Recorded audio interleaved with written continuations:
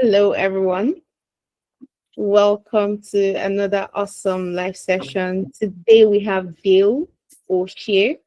Dale, I don't know if I mentioned to you, but there is this slang we have in Nigeria is O'Shea. It's Okay. more like yeah, I it's hope it's good. it is.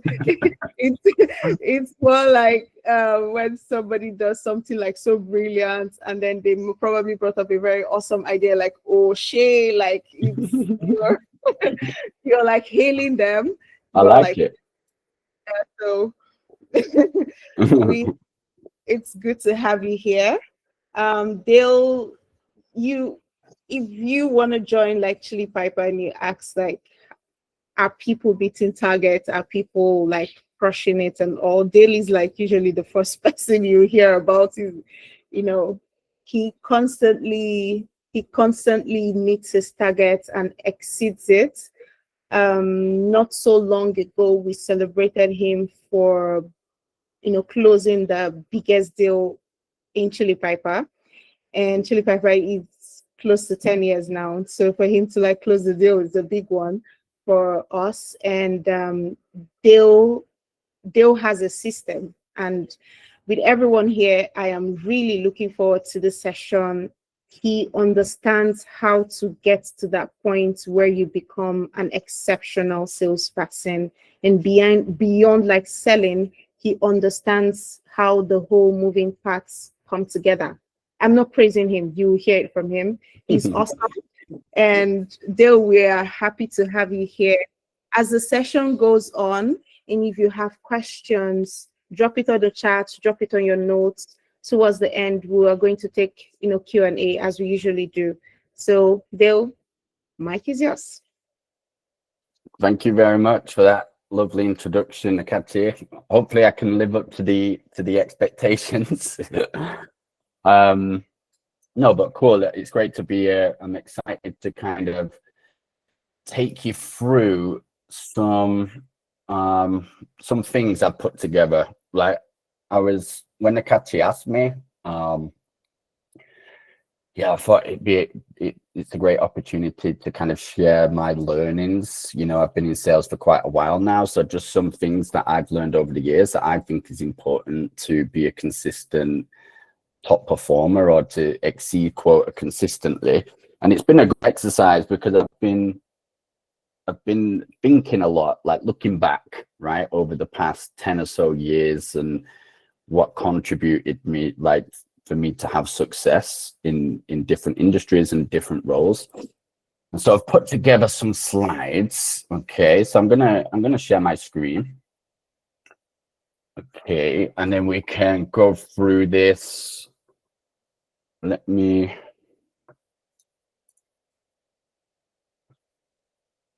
you see my screen?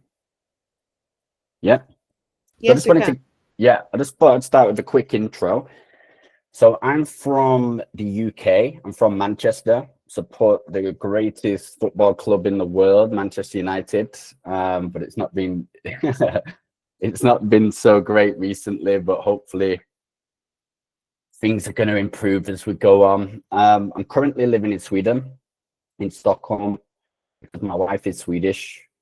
And so we met like 12 years ago now. We've been married for 5 years. This is our little English Cocker Spaniel, Moses. He's the best. No kids yet, but hopefully, God willing, one day soon. But yeah, a brief, very bird's eye view of my career. I started in the military, and so I was in the British Army for 4 years. And then when I left the army, thought I was going to be a personal trainer, so I was kind of got qualified with that. But I ended up getting into sales accidentally. I never intended to build a career in sales, but I kind of just got in, and I'm still here. So no, but it's been a good journey, and I want to try and what I want to do today is kind of take you on that journey, right? Of like take you through my career, and the the kind of jobs I had, the lessons I've learned, and what I think is the most important thing to being a good salesperson. And so there's a lot of stuff out there, right? Today, when you go on LinkedIn, all you see is like people giving advice, right? Everyone's like an influencer nowadays, but a lot of the stuff out there is focused on the top surface level things, right? It's like sales techniques, right? Sales tools, you know, cold calling scripts, how to write good emails, this kind of thing. What I would say is that while these things are important, they're not the most important thing, right? I would say the most important thing is what you don't see. You see examples here, but the things in the inner person, right? Your inner being, your character, your attitude, your beliefs, your values, because all these internal things is what drives the external actions.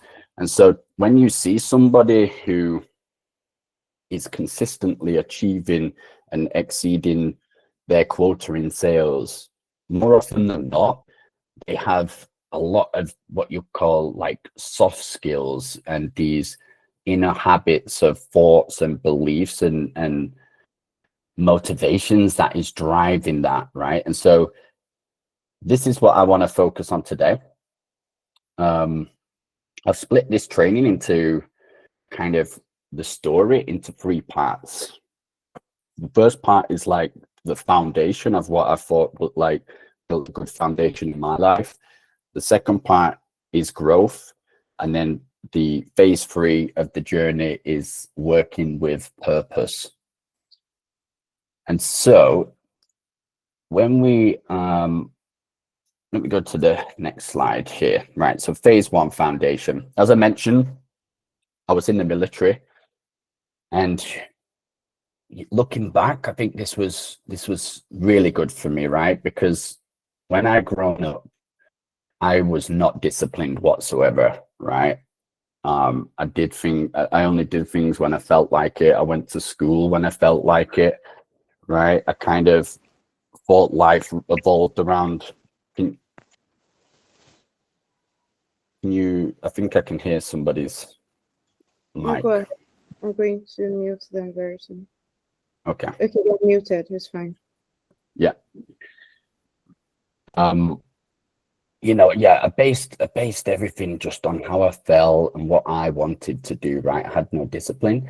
And I learned very quickly when I joined the military, right, that they're not going to accept that, right? So I learned the hard way in the military. And looking back, I learned some good lessons, but at the same time as well, I was getting a lot into training, working out, going to the gym. And so combined with the military and building, you know, building discipline in my health and my life and working out, these were things that helped me create good habits, right? Which helps build that foundation. I'm a big believer in like how you do anything is how you do everything, right? If you're slacking in one area of your life, it's going to have an effect on every area of your life, right? So everything is connected. You can't just separate work from your health, from your family, right? If you're lazy in one area of your life, it's going to affect other areas of your life. So the goal is to try and build discipline in all areas, including work. And so how I would define discipline is doing what needs to be done, even when you don't feel like it, right? Doing what needs to be done, even when you don't feel like it. Nowadays, I see a lot of people, right, in sales that they only do things when they feel like it. They only do cold calls when they feel like it. They only do, you know, personalization in the emails when they feel like it.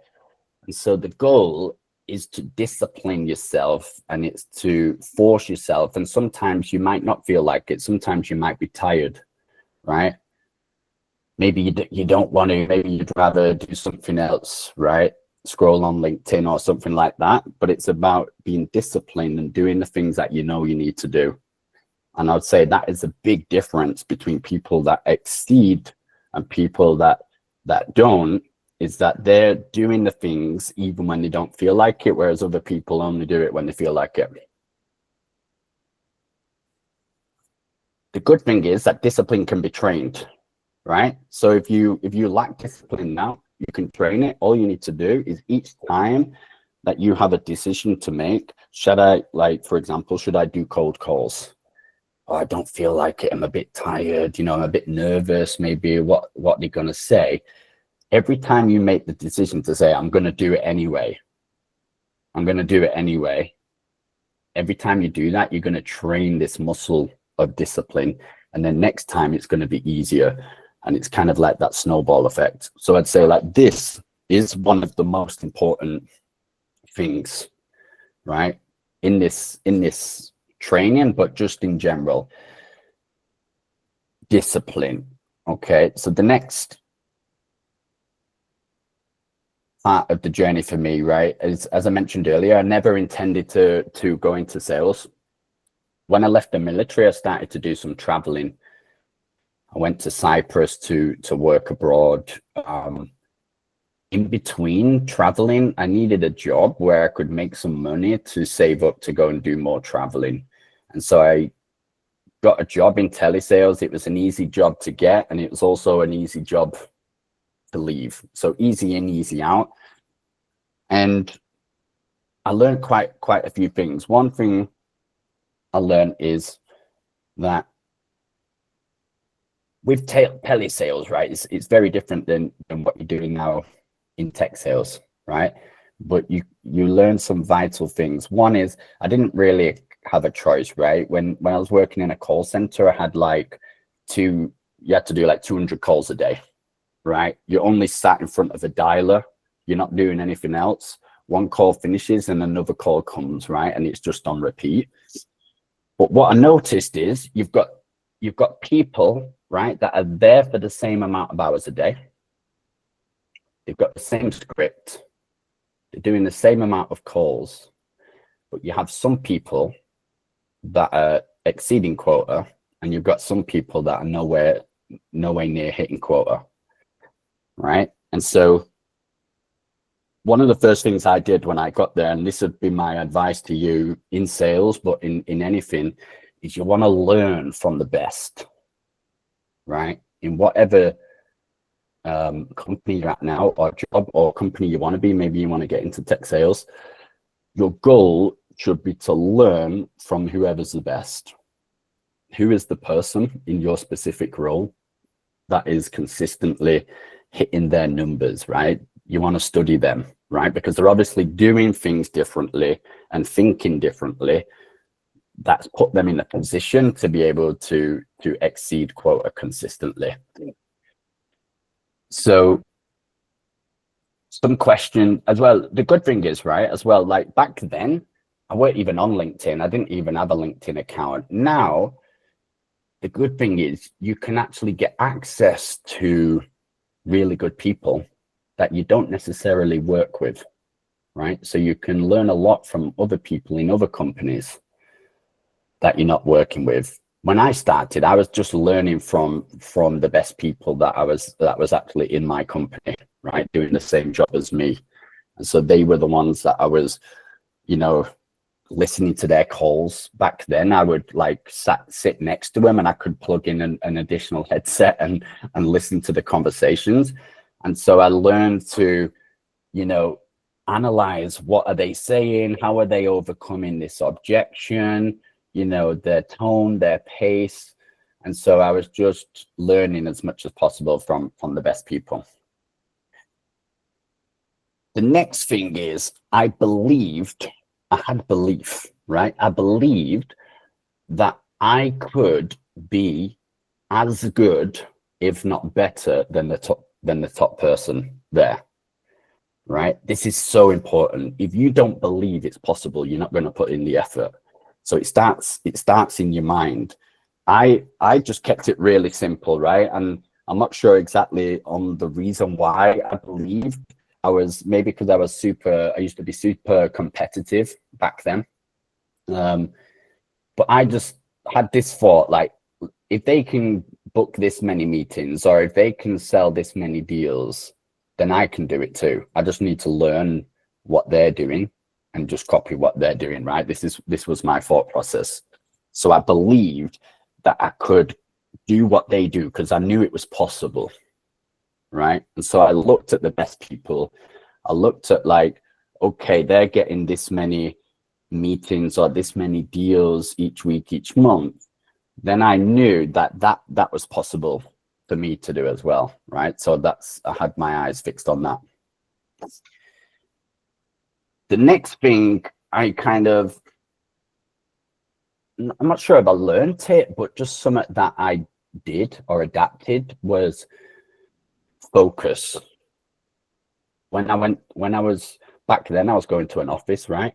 But when I was going to work, I was there to work, right? I wasn't there to chat. I wasn't there to mess around. You know, I could chat and stuff on my breaks and after work. I was there to work, right? And my thought process was, listen, if I'm going to be here for 40 hours a week, I might as well make the most out of my time. And at the time, I was more money motivated. So it was like, listen, if you've got two people that work for the same company in the same role, both doing 40 hours a week, and one is earning 50% more, right? Because they're using their time more effectively, or they're more focused, or the things that we're covering on today on the training. Why not that be me, right? Why not that be you? So my advice to you would be to, whether you work in the office or work from home, it's harder when you work from home. You need more discipline, right? Because it's easier to get distracted. When you're in an office, you've got your boss there, you've got people around. You can't just, start going on social media and stuff. Maybe you do, but you want to really focus, be present. When you work, when you play, right? And just have this time where you're just super focused. And so some questions to ask yourself, right, is how much time a day during working hours, like, are you spending on LinkedIn, scrolling, right? If you're messaging people, prospecting, that's a different thing, but how much are you scrolling? How much do you check your phone for other things, social media? How much time are you spending in Slack? When I first started, we didn't even have a thing like Slack or anything like that, right? Because I was in the office. But when I started Chili Piper as an SDR, I was literally never in Slack, right? Whereas some SDRs was in Slack all the time. They would reply to messages in like 0.1 seconds, right? And this is the difference. It's like you want to spend your time on the most important things, right? On income in sales, it's income producing activities. This is where you want to spend the time in your day. So when you work, know your numbers. So when I was in this role, I got given my numbers, right? It's like, oh, you need to make so many calls each day. So you've got two main aspects of numbers. You've got activity numbers, which you should know, and your goal numbers, right? So in sales, everybody's got a target, a goal, whether it's qualified held meetings, whether it's revenue, whatever that is, you're going to know that number. And so for me, what I did is I looked at the top performers who were exceeding quota, and I kind of, you've got the quota, what you get given from the company. But if you've got somebody that's hitting 50% more than that, right, then this can be your higher goal, right? Okay. So you never want to aim for the minimum. You want to say, okay, this person's getting 15, even though my quota is 10 meetings a month, this person's getting 15. So I want to aim for at least 15, if not higher than what this other person is getting. So it's knowing your numbers of like your goals, and then you can reverse engineer that. The good thing about sales is it's very numbers driven, and so you can calculate what you need to do in terms of calls to actually get to the results that you want. And the good thing is, at the beginning, what you lack in skill, you can make up in numbers, right? Because if you join a company and you've got someone who's the best there, chances are you maybe don't have the skill that they have yet, but you could outwork them, right? You could do more numbers. And so that was one thing I would look at as well, especially when I come into the tech space, is you want to be looking, okay, how many calls are they doing? How many this? And you want to try and do more, right? And so at the beginning, while you're learning and what you're lacking skill, you can just do more emails, more calls, right? And eventually your skill will catch up. And one last thing on this is like, yeah, just never, like I said, never aim for the minimum. A lot of people will, you know, let's say there's a goal, right? You need to do 50 cold calls per day. A lot of people's mind was, okay, I'm going to do 50, then I'm going to stop at 50, right? You want to have a mindset that is doing more than what's expected.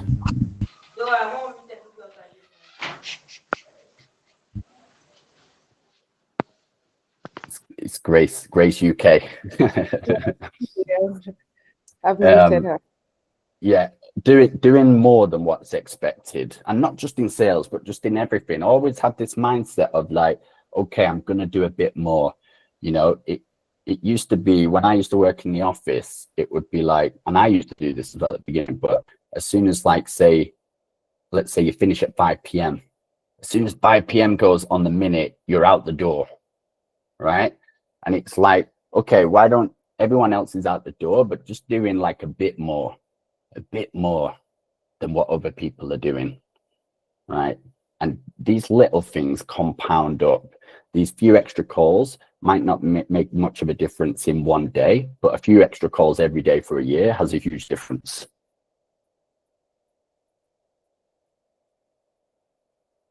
And the last one for this phase is don't cut corners. So everything that you do it with 100%, right? So what that meant for me when I was just doing calls is when I was calling people, I wanted to make sure, because a lot of time I would have to call people back. People won't make a decision on the first call. And so I would, for example, be making the best notes possible, right, to give me the best opportunity so that when I called them back last time, I had all the context, all the information, and I've got a much higher chance of having a successful call on the second call when I call back. Another thing, whereas other people, they wouldn't put really any notes, right, or very little notes. You know, this is like little cutting corners where they're not putting the effort in, but it's only hurting themselves, because when they call back next time, they're missing out on so much information that they've already got from the previous call that would have helped them to be successful, right, in the future. And another example would be, and this is something that like I still do, is like I would be meticulous in dispositions of calls, making sure that the calls are actually done in the right way. I don't want to be calling someone back again that's already, you know, if it's like an incorrect number, or for this, you need to make back then it was a lot more difficult to do this, but I made sure I put the effort in. So then when I was doing 200 calls a day, I'm being very selective and calling people that has the highest chance possible of converting. And so not cutting corners, everything that you need to do, just give it 100%, right? And this is gonna help massively. Now the next phase I've called growth. The reason is, so up until this point, me and my wife, we went to Australia and I started another company there while I was in Australia doing telesales as well. And I came across like personal development, right? I came across, I actually bought some books. I think it was in the airport, like some personal development books, but I never ended up reading them. And then I saw that there was such a thing as audio books. So this is like 10 years ago now. And I was like, wow, you can listen to books. And so what I started to do is I started to listen to books every single day, on the way to work, on the way back. Right. So this was maybe like at least 30 minutes on the way to work, 30 minutes on the way back. So let's say like an hour a day. I was at least an hour a day, I was listening to books. And so this was around various things, whether it was like, I can show you some of the books in a second, but everything from sales, from mindset, from habits, you know, morning routines. And so if you break that down over the course of a year, like an hour a day doesn't seem like a lot. Like if you listen to a book for an hour today, it might not make a huge difference, but an hour a day for 1 year, that could be like a book a week. You're talking anywhere from 30 something to even like 30 to 50 books a year, 1 hour a day. In 1 year from doing that, you'll be a completely different person. In 5 years, 10 years, the way that you think, the way that you see things, the way that you act and do everything is just going to be completely different from what you've learned. So I fell in love with learning, and I'd say it's like probably the first time in my life. You know, in school, I didn't really love learning in school, but this was the first time that I really could see a huge impact on the way that I thought about things, my perspective. I realized that I was quite negative, right? That my language, the way I communicated to people, I would be complaining, I would be moaning about things. And so it kind of opened my eyes to a different way. So that would be my advice to you, is like, create a habit of consistently learning, right? I would say like learning just in general for yourself, but then you've obviously got learning about, you've got work specific things, right? You've got learning about sales skills, you've got learning about, you know, product knowledge, industry knowledge. So you've got that, but I would say build a habit each day of just listening to good books. The reason I say listening, I think it's such an easy habit to create because you can do it while you're doing other stuff, right? While you're on the way to work. Most people is commuting to work, right? Whether it's you're driving or getting the bus, right? Maybe the train, however you're commuting in Lagos, is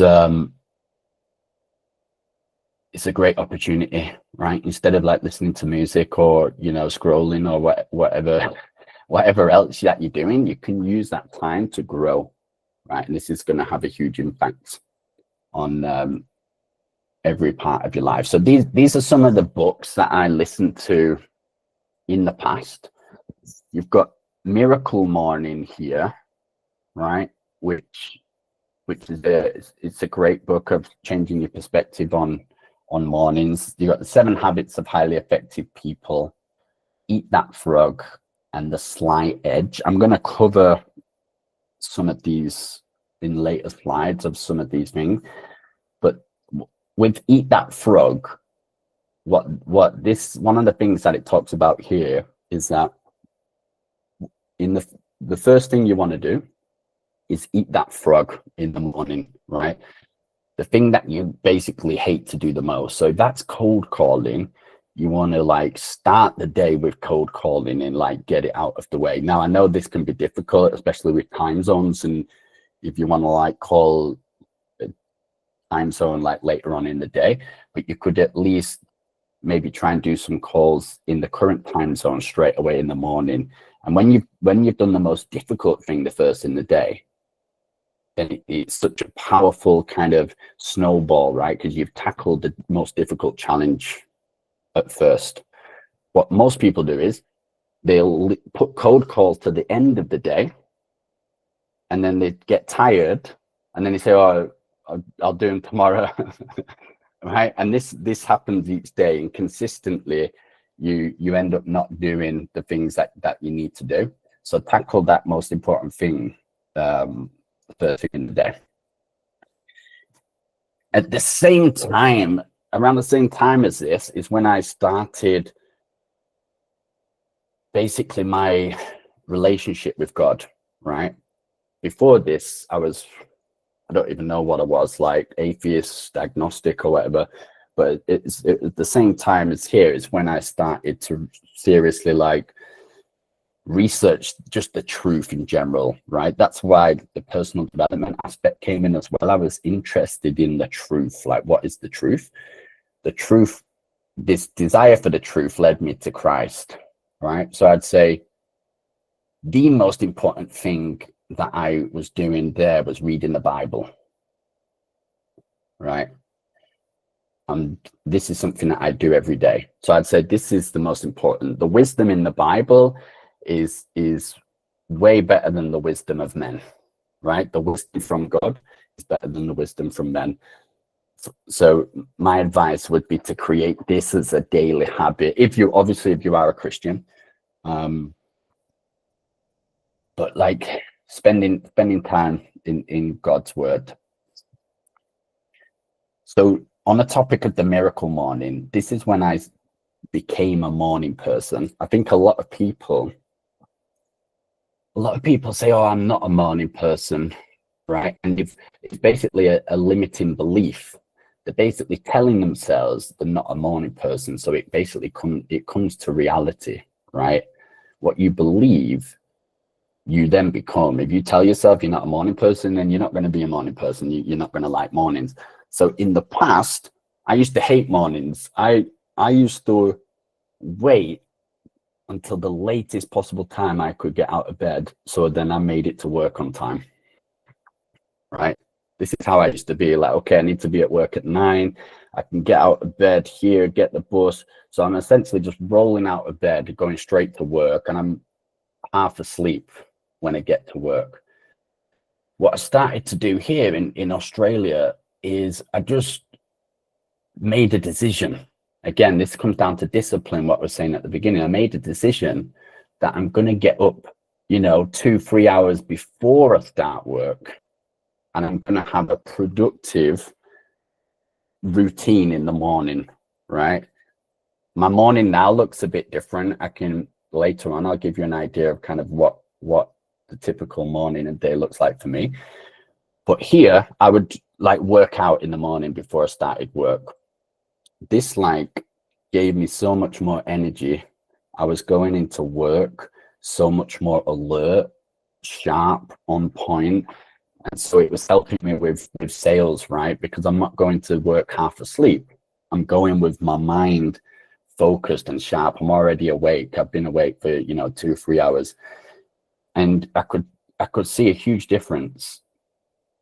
Days where I didn't go to the gym, right? Let's say one day lack of discipline. Let's say I was tired and didn't end up going. I could notice the difference so much when I went to work them days without having a good morning routine. And so since then, I've been a big believer of like, if you commute, then it needs to change. But I work from home now, so I get up like 2 hours before I start work, right? I'll normally work at 8. I get up maybe around 6 now and have a morning routine. When you commute, maybe you need, maybe it needs to be a bit longer, bit not. But I think having a good morning routine, it's literally like it says, it's literally like a miracle. It can change your life having a solid morning routine.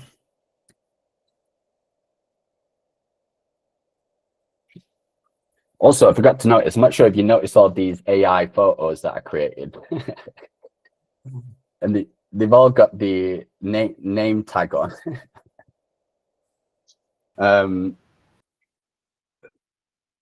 But obviously I started practicing gratitude as well, right? And so this was in line with kind of me becoming a born again Christian, right? Is that I started being grateful to God for my lot. You know, we've got a lot to be grateful for, right? We can wake up every day and be grateful for being alive, right? That we get to live another day. You know, the powerful thing about gratitude is it's impossible to be grateful and be negative at the same time. You can't be grateful and like worried at the same time. You can't be grateful and discontent at the same time. So being grateful to God just is such a powerful thing to put you in the right state of mind, right? Especially in sales, because there's a lot of pressure, right? There's a lot, you have quota, there's a lot of things to be worried about, of like, you know, even like keeping your job, right?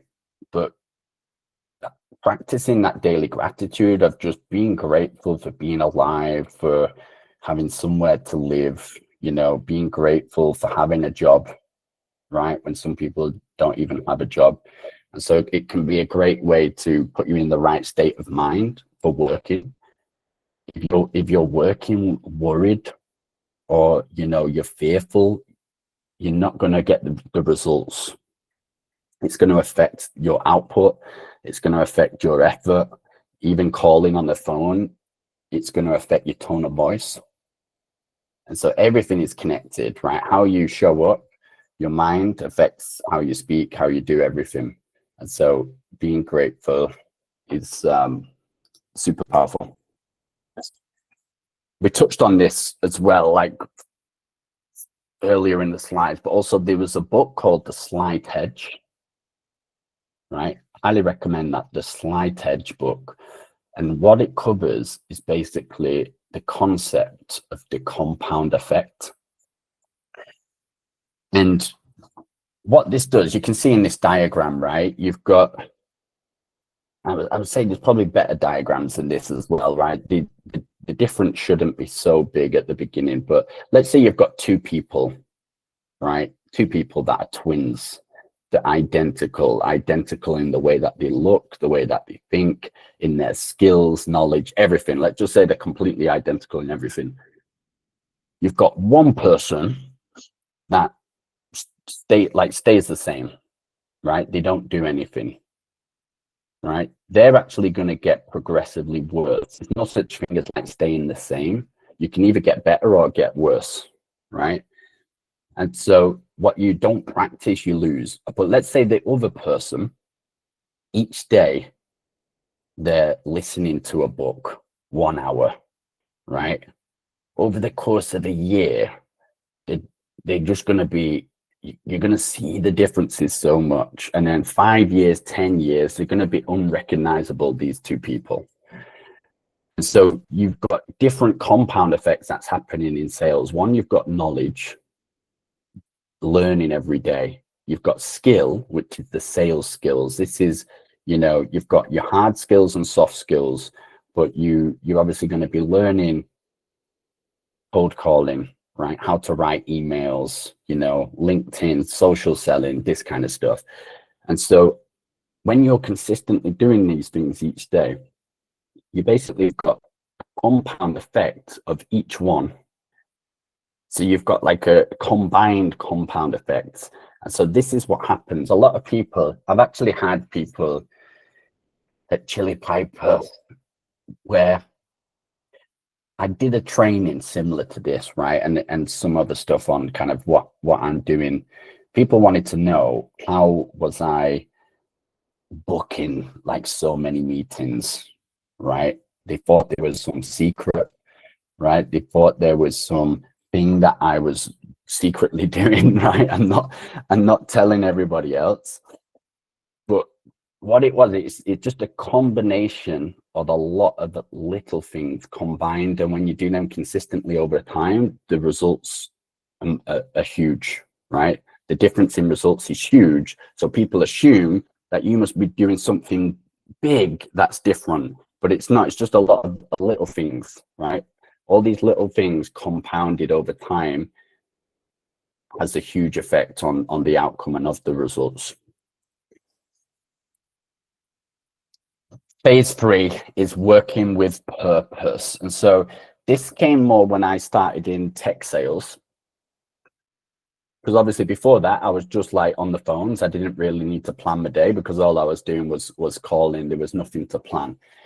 I've been in tech sales now for about 5 years, and so one of the things that I started to doing was planning my day, right? And so there's a quote that says, don't start your day until you have finished your day on paper, right? It was an old quote when things were always done on paper. So you could say before you finished your day on Google Calendar, right?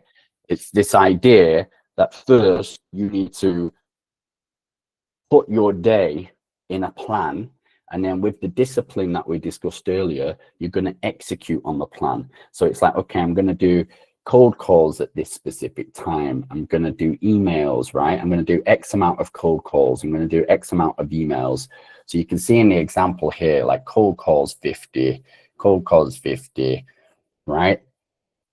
And that's all good, but you need to execute on it. So you need to plan your day and then follow the plan. Have that discipline to actually do what you've said you're going to do on your plan. My advice would be not to set these up as recurring events, right? My advice would be to not set these up as recurring events. Is that each week, each day, you're going to intentionally put these on. Because what happens is when you put them on as recurring, you probably have done it yourself. If you have these recurring, eventually it doesn't matter anymore because you haven't went 4 weeks down the line. It's just on the calendar. You've not intentionally put that there. And so that would be my advice, is get in the habit of planning your week, and then each day you can review and adjust. Things change, right? Other priorities come up and things can change the plan. So you can obviously have it flexible. But especially as an SDR, your day should look pretty much the same every day. It was for me. That's what helped me build that consistency of doing the same thing every day. And you need to be okay with like the mundane. Some people get bored very easily, so they want to change stuff, right? You don't need to change what works. You just need to have a plan, execute it consistently over time, and you're gonna get the results. The next thing is I learned to start to focus on the things that I can control. And so what I've seen in the past is like things like a company can have compensation in sales, right? A company can like change the comp plan. Or, there's always changes going on in sales, right? And for some people, that can affect them so much, right? That it affects their day, it affects their output, and they're essentially focusing on something that they can't control, right? Because these decisions have been made from leadership, right? Or whatever the circumstance. And so you ended up filling your mind with stuff that you can't control. What you can control is what we've discussed today. It's like you can control your plan, your outputs, your activities that you're doing. That doesn't mean that you need to like not speak up, right? If a change is done or anything is done that you don't agree with, you can also say, listen, I don't agree with this and this is why. But there's a difference between like responding in, with a solution of like, I think we could do it like this, or we could do it like this, or just like moaning and complaining for the sake of it and not it affecting you like the work that you're doing. And so I just learned to focus on what I control. And for me as well, like a big part of this is I believe in a sovereign God, right? I believe that God is in control of everything. And so the way that I think is that all I can do is the best that I can do, right? With the talents, the time, the gifts that God has given me. And so in my mindset, I'm working each day to the best of my ability in what God's given me, and I leave the rest up to him, right? And so I just focus on what I can do. God can take care of the results, right? I can't necessarily control if, I'm going to close a deal and then the person leaves the company and I've lost the deal because they've just left the company, right? Or, there's so many different circumstances that can affect your, whether you're booking meetings or closing deals. There's so many things that can affect, but you just need to get in the mindset of just focusing on what you can control. One shift, like when I started in sales, to be honest, I didn't really like sales. I was good at it, but I don't know, I didn't enjoy it. Maybe because I was just in these call centers, right? And I was just essentially like a number in a cubicle. But at first I liked the ability to earn commission. And that was pretty much it. But one perspective change that I had, especially getting into tech sales, was that sales is such a great opportunity for you to develop your skills, your soft skills, and some of the stuff that we've talked about today that are transferable across any role or any company or any job that you do in the future. There's so many people that started as salespeople, right? They built their soft skills here that led them on to becoming, CEOs of companies, or led them into different departments, right? Because they built the discipline, the work ethic, they built all these things that's necessary to succeed in sales, which enabled them to be successful in any role or any company that they go into the future. And so I think a good perspective to see sales as is, it doesn't necessarily have to be, that you're going to be in sales for the rest of your life. It's just good to have in mind that you're developing the skills. Each day you're getting better, and wherever God, whatever he has for you in the future, you just want to make the most of where you are now and develop, and it's gonna help you in your future career.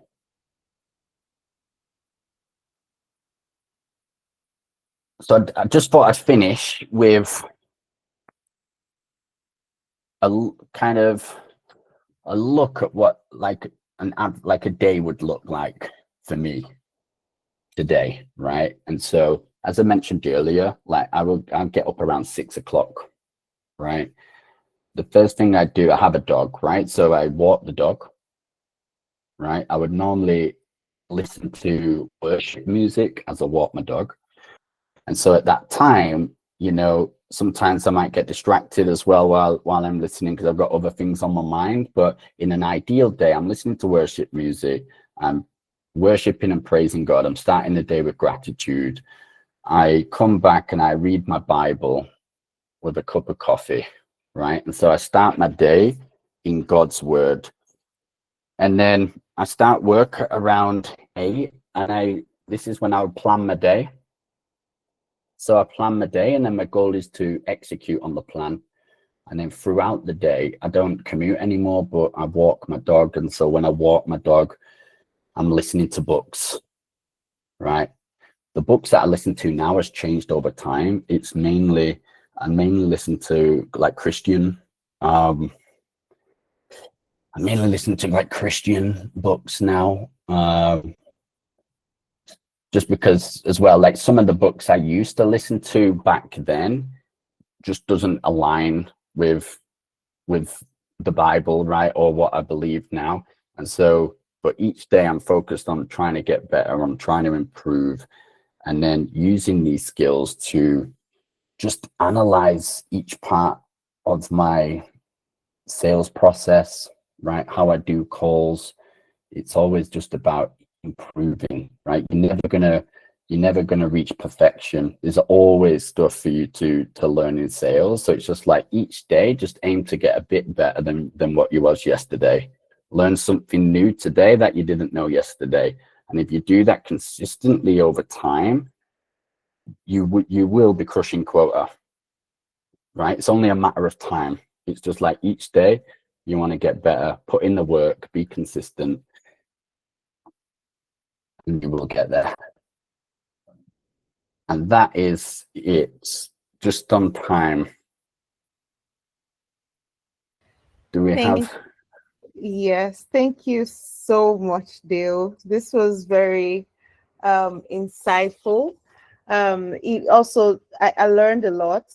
I know that we're colleagues, but at the same time, I've always been very curious to understand, what goes on with you and how you, consistently do this and be good with, sales as much as you are. I know that I think it's the same for most people in sales. When I joined sales, I didn't like it, but then with time, I decided to like I got better with it. I was very terrible actually, but then I got better with it, and I see a lot of the things that you have said play out with me. And some of the things I have learned earlier in the year, I watched a particular podcast kind of. And one of the things that was said was never go to bed without learning something new. Do not do not do not sleep without learning something new. So I decided to be putting in 30 minutes every day to learn something. Of course, I slacked for Mm, months, mm, and um, I am, I'm getting back to it again. I It's been months now. I do not sleep till I learn something new. And it's interesting to know that some of these things that look like little things compound into something big in mm, the end. We always have learned how little drops of water make oceans. We've always have learned how trees make for one tree make a forest. And you mm, never know that the little things you're doing right now will ever have an effect in your life. I remember when I started out in tech sales 2 years ago, 3 years ago, sorry. mm, And before then I hated my appraisals because it was always like a bash. As a salesperson, you don't hit quota. There's nothing you're talking about in your appraisal with your manager, apart from you didn't hit quota, how terrible you are and everything. And then I met a manager who, beyond giving me, oh, I didn't hit quota quite all right, but then he helped me. Oh, your email looks this way, your this looks this way, can you learn how to start off like this, can you learn how? And that was one of the reasons, that was a turning point for me. So mm. I really appreciate you and everything you have spoken of this evening. I um I have a question though for you Yeah. before I, because I'm a little bit selfish, but before I open you know, the floor to every other person who has a question, my question is this.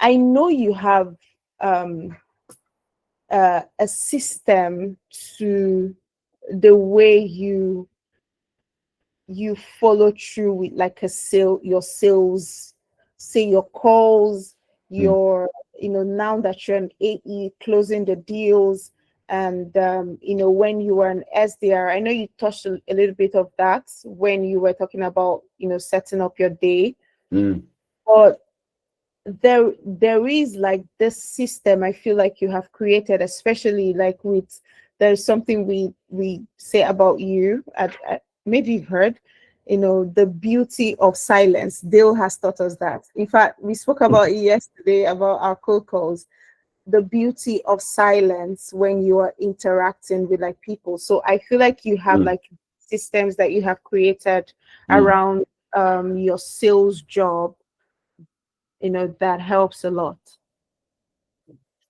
Oh yeah, for sure. And this comes back to the learning from the best part at the beginning of the slide, right? It's like when I join a new company, I'm seeing what all everyone's doing, right? What are the best people doing? How are they doing their emails? How are they doing cold calls? How are they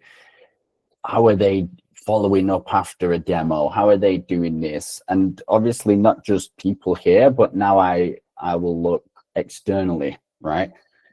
There's nothing new that I've created. Everything that I know, I've just learned from other people and put together a system. It's like, okay, this is an effective way to, follow up after a demo, or this is an effective, or this cadence works, right?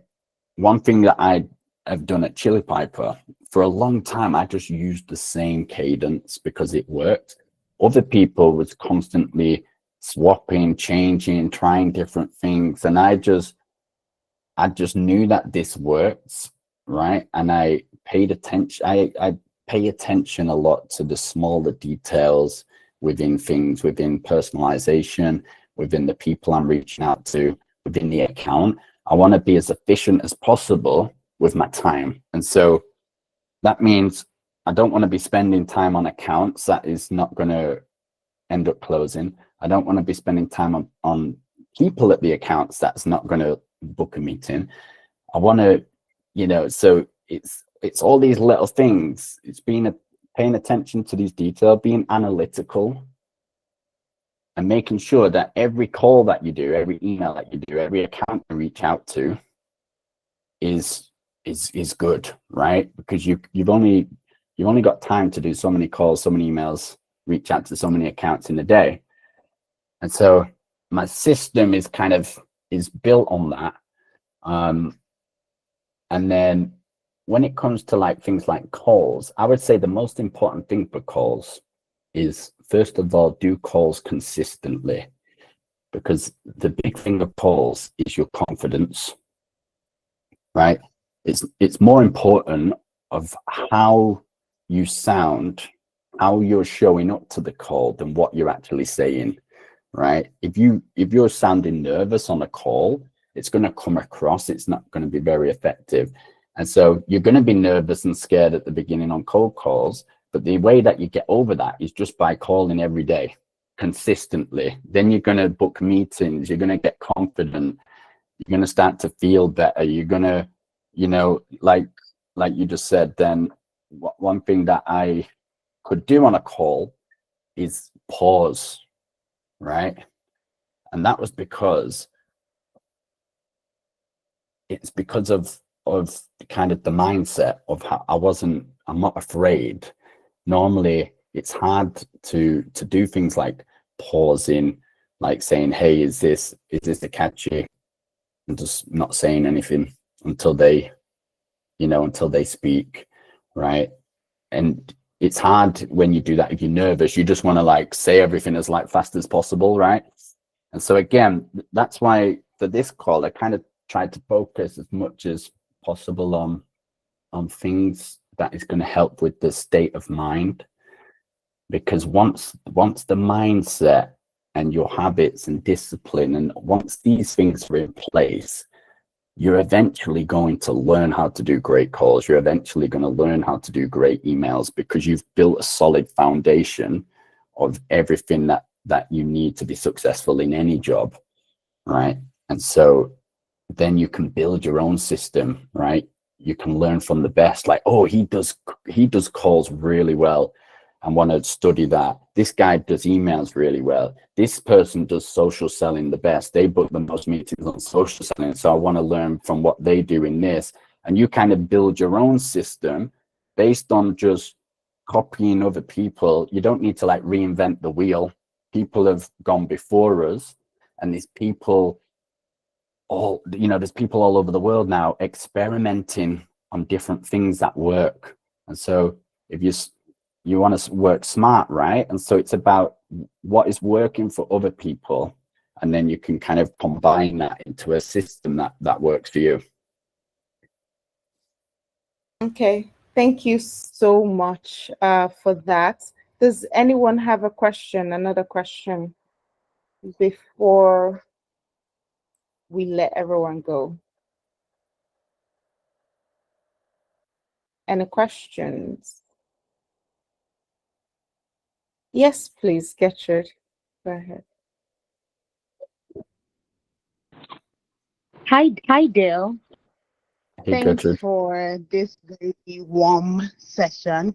And I say warm because it hits very close to home. And I like that you didn't just talk about technical based skills, but you touched about spirituality, self development, and it just made it very wholesome.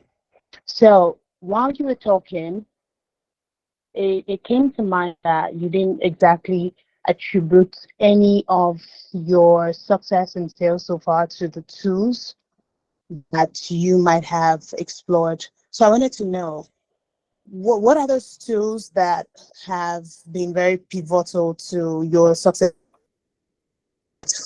all of these? Maybe not exact tool in itself, but what are those tools that you say, okay, for example, a prospecting tool, is this very important? Mm, Can we do without it? CRM tool, can we do without it? Something like that. that's a good question. So I would say if you can get these tools can be a great help, right? Because tools can help you do more calls, more emails. It can help you be more efficient and more effective. So I'm all about doing as much as you can in the short space of time as possible. Some of the tools that I think are effective is some kind of like, sales engagement tool, which helps you to do emails or calls more efficiently. I know right now we've started using like a dialer system where you can do calls quicker. We use Gong for call recordings. This is a good tool to analyze like past calls for coaching, right? You can see how you did in a certain demo or a certain discovery calls, and where you can improve. So I think tools are a great help, but again, tools depends on your company that you're in and budget, right? That's what it comes down to. So if you can get tools and if your company is willing to pay, then yeah, get as many tools as possible. That's going to help you do more activities. But if you're at a company that hasn't got the budget or hasn't got the tool, then you go back to what I mentioned in the slide, where you focus on the things that what you can control, right? And that is doing the best you can with what you've got. Not thinking, oh, I wish, oh, wish we had this, or I wish we had this tool. No, it's like whatever you have today, this is what you need to use to the best of your ability to get the most results. Thanks, Dale. That helps. Okay, thank you. Gertrude. Miracle, you can unmute and ask your question. Okay, good day, everyone. Good day, Dale. Hey, man. And thank you so much for this. Even though I didn't join early, or I was able to get some tips, which I think was really helpful.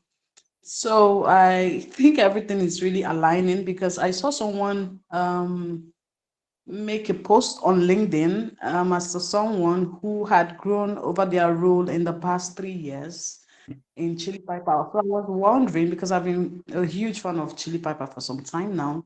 I'm following the company to see if there can be an opportunity and all stuff. I've Mm. actually been following Ataki for some time now. So I was wondering who the person was until I just came on this call and checked on your profile and saw it was there. because I wanted to know who that person was, who had grown and been promoted 8 times in 3 years or so. So um, I think that's the universe aligning, because I really wanted to know who the person was and introduce you. And I just saw this meeting ago on my email. So I think that's a good one. Thank you so much, and for showing what is possible in this role. So I've been trying to get on tech sales for let's just say about 12 months now. I recently, just around late last year, it's been a bit of challenge based on location, and should I say, I have not actually been putting the energy. I just had a baby last month. So the period has been very hectic for me, especially in the beginning of this year. So I've not been putting myself out there so much, but I know it's time to start that, because I know I have what it takes by the grace of God. So I wanted to ask you on the part of being a fractional worker, because I also freelance. I have gotten some cold calling jobs and SDR rules. I was expecting to get trained over the course of the work, but they just want me to start bringing on result. Like I got one yesterday, and I was told to start taking calls and booking appointments immediately. And I was actually discouraged to do that. I was like, this is not how it's supposed to be. So I want to ask, what are the things that you need to look on before you can take up a sales role, just so you become productive, so that you don't mess up? Because I feel it wasn't the way it's supposed to be. So those people expect that I make over 100 calls in 5 hours and give results immediately. So which I feel is not the right way, especially as the new mom that I am right now. So I saw this call and I decided to jump in so that I can ask questions and say, what are the things I should look up into companies before I accept any role, so that I don't beat myself so much on not being productive as much as they want me to. Yeah, thank you. That is a good question, Miracle. So my advice for you, because I used to manage an SDR team at my past company as well, and so my advice to you are, if I was trying to break into tech sales today, what I would do is I would first focus on all the things I mentioned in the slide, right? But I would be trying to learn as much as possible about the role of an SDR right now before I had the role, right? And so what that would look like is I'm going to be starting to read and listen to sales books, right? I'm going to be studying things about cold calls. I'm going to be, listening to podcasts, right? But there's a good podcast called 30 Minutes to President Club. And so they have different types of ones. Some is for leaders and some is for people doing it, but you can scroll through and find specific topics that's relevant. They also have a book on cold calling, the guys from 30 Minutes to President Club. The book is called, let me just find a book. Cold Calling Sucks, and that is why it works. Cold calling sucks, and that's why it works. These are great guys from President Clubs to listen to. So this is what I would be doing. So I would be doing that every day, because when I'm a manager, what I'm looking for, I'm not necessarily looking for, experience. I'm looking for, does this person have the mindset, right? Are they going to put in the work? Because sales requires work, it requires discipline. And so I'm going to be looking for, are these people that are hungry for growth? Are they coachable, right? And so it's not necessarily like experience and things like that I would be looking for. It's going to be these soft skills that I mentioned, because I can easily teach someone how to do a cold call, but it's very hard to teach someone how to be disciplined. It takes a long time to learn how to be disciplined, how to show up. You know, if someone's lazy, it's hard. You can't just instantly not become lazy like straight away. It's going to take time. So that would be my advice, is to start training today, learning today, each day. So when you're going to interviews, you can tell them these things on the call. I've been doing this, I've done this course, I listened to this podcast, I listened to that book. That is the thing that I want to be hearing when I'm speaking to someone. And then on top of that, when you're applying for jobs, you need to treat it like you are an SDR. The hiring manager, who's the salesperson, they're going to expect you to kind of do the job to get an interview. So that means trying to find their number and giving them a cold call, right? So the person who you're going to be working for, let's say they're an SDR manager, I would be cold calling that, finding their number, right? You can maybe get like a free account on Apollo or some tools. Some tools give you a free account, especially if you're looking for a job and things like that. I would be trying to call them. I would be first learning how to do a good email from the good sources, and then I would be sending them emails. I would be treating them like a prospect. So this is my advice, is learn every day. And then when you're applying for a role or you want to get into a job, you want to treat it like you actually work, you know, like you're prospecting the sales manager. And then also just like practice. If you have someone that you can practice with, like a friend where you can, you know, practice doing a call, right? Objections. Practice is what kind of builds that habit, doing that consistently. Hopefully and obviously I'm praying, right? I think for me, the most important thing is trusting God. And so putting your, you know, God is in control whether you get a job or whether you don't get a job. So putting your trust in God, seeking him, his wisdom, his guidance, and doing the best that you can. Thank you so much. Thank you so much. Thank you so much, Dale. Lastly, I think you didn't get that question I asked about when a company or a business expects that you start making appointments just immediately they bring you onto the team. What do you think about that? Yeah.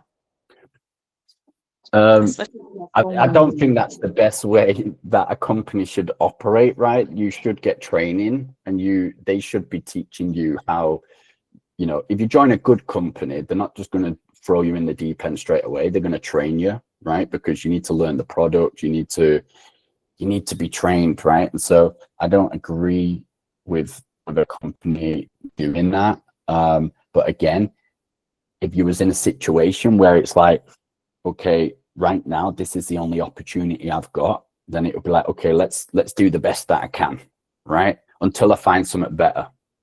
So do the best you can until you find another job, a better company, right? But if it's going to bring in money, then you just need to do the best that you can with what you've got. And if they're not going to train you, you can look to people online, right? On LinkedIn, there's a lot of free courses, free books, free podcasts. I would be learning outside of the company if they're not going to train me. And then once you can find a better company, then that's even better. Thank you. Is that Thank all, you. Mr. Paul? Would that be all? Okay. Can I ask anything concerning resumes here? I don't know, because I've heard that different companies they see different things for resumes, and most of the times when you send out resumes, you just get rejections email and without even doing anything. So I want to ask, what are the things that are we expected to put out on resumes just so that they can get looked up and you don't get the rejections back to back like it's some kind of gift, you know? I just want to know. Yeah. It's a good question. So how I would be looking at it, I would be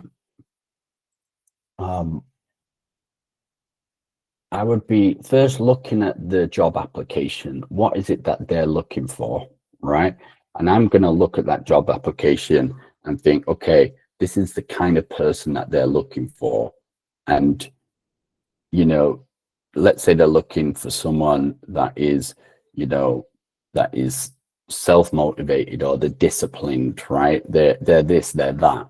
Then these are the kind of things that you want to be working into your resume, in showing that you are the person that they're looking for. Now, obviously you can't lie, right? But it's like, how can you show from your past experiences and the things that you've done that you are the person that they're looking for? So that's one thing. Now we've got AI, so you can actually use AI to help with a lot of this as well, right? And so I would do that. But you're right in a thing, is that the resume nowadays doesn't mean a lot, because some companies are getting so many applicants. You need to do way more than just a resume to stand out. And this is what I was saying, is ideally you need to cold call the person. Don't rely on the resume. Do the resume, but try and call them, email them, connect with people in the company, ask questions. You want to be doing as much as possible to stand out, because let's say 500 people apply for a job, maybe only a few will actually call the person. Then instantly you stand out from all the other 500 people, because you've shown you're willing to take that extra effort. You're willing to like call, you're willing to do this, where 400 of like odd people weren't willing to do that. Thank you so much, Dale. Okay. Thank you, Miracle. Thank you, Dale, for the question. We have two more questions, and we would sincerely have to wrap it up because we've taken more of your time, and It's all good. Yeah.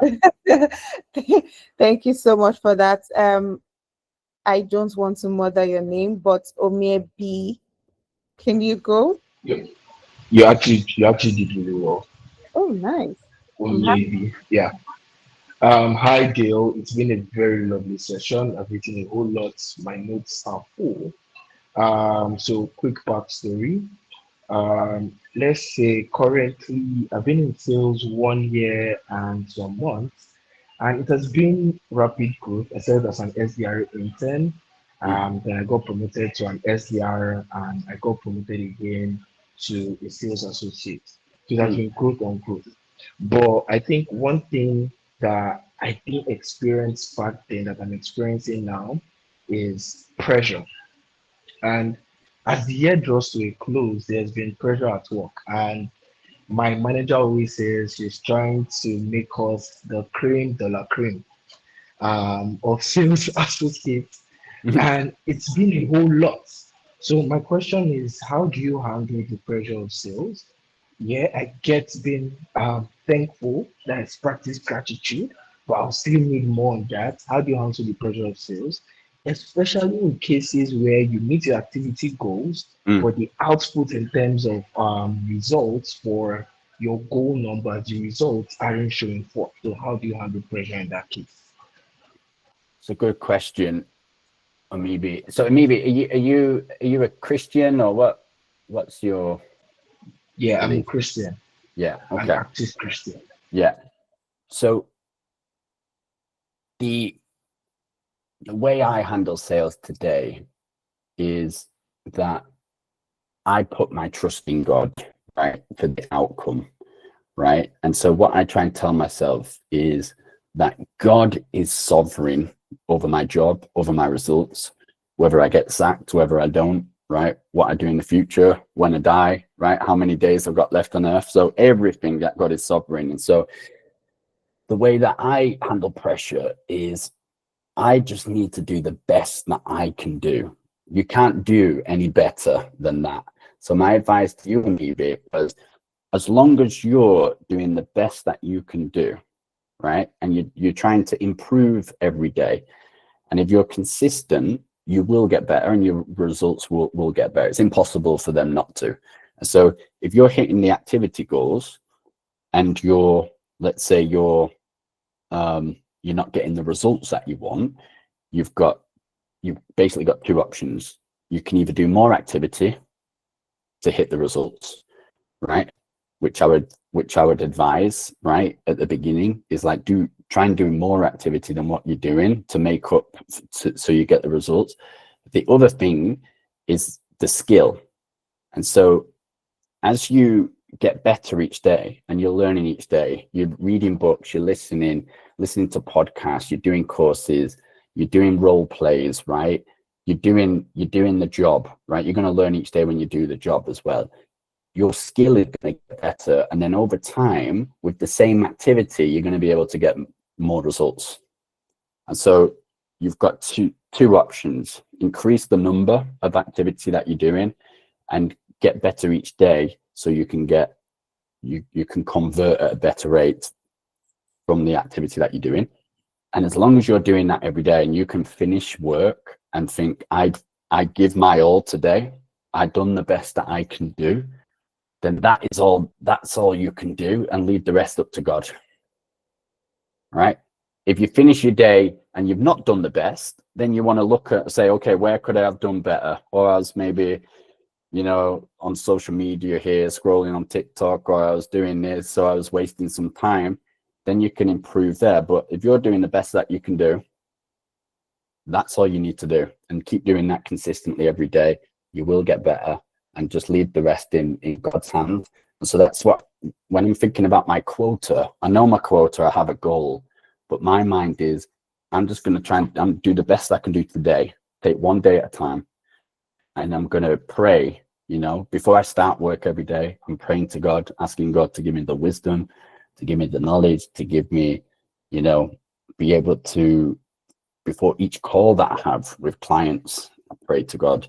So I'm just trusting in God, seeking his wisdom, asking him to guide me, putting my trust in the outcome for him. And then, yeah, that's all you can do. In just to add a little bit to what Dale has shared, there was a period in my time where it was really difficult for me. I newly joined the company. It was really difficult for me to get to the point where I started seeing any kind of results, and I was always doing my numbers. There was something, I'm never afraid to ask questions.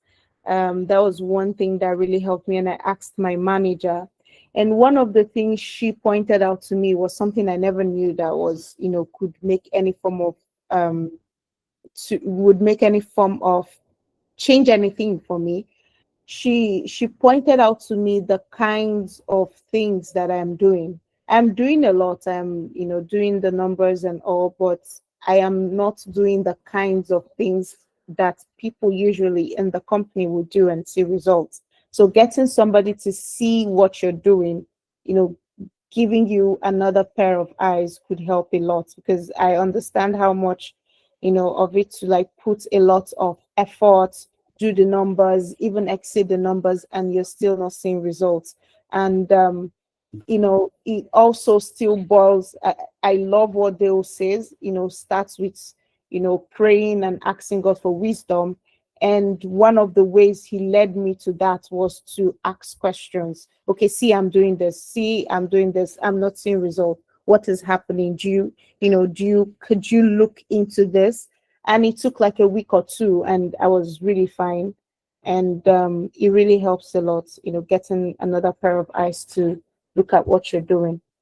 We have a question from Ibukun, and she's asking, at what point should someone or she draws the line between being an SDR, leveraging AE, like that's a go-to-market engineer, to achieve results?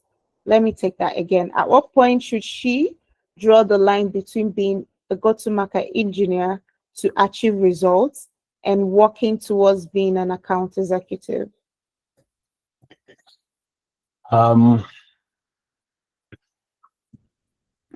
So this is completely up to you, right? I think this is like a personal choice of like when you are ready to make that move.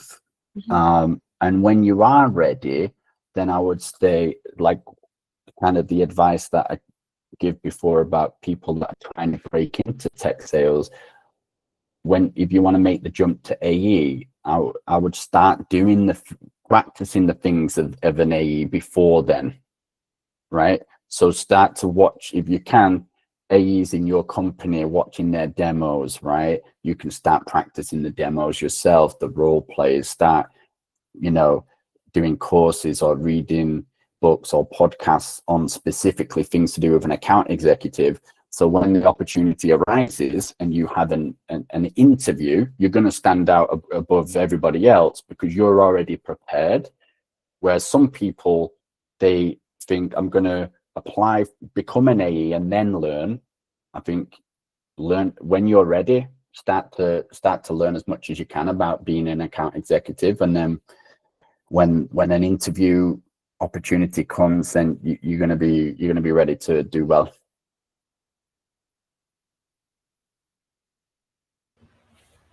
Okay.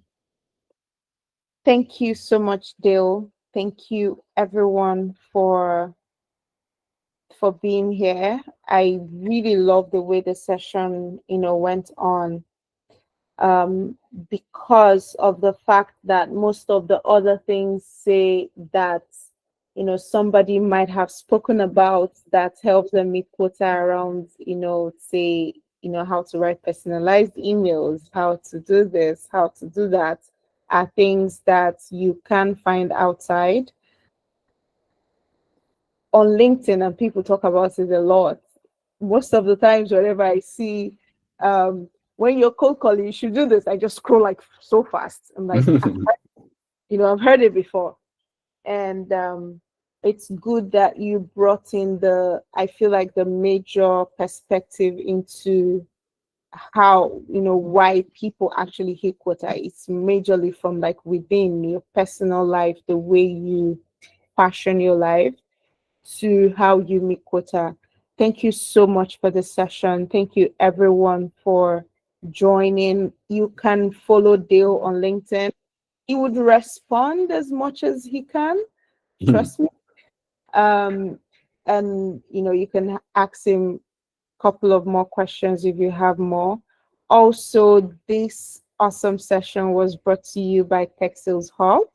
We just dropped our WhatsApp community link on the chat, so you can go there, join us. Beyond all of this, we build that community so that it's not it's what's the word? It's not foreign to people that there are other people in sales, there are other people going through what you're going through, there are other people, like Dale has said, who have gone ahead of you in a particular thing.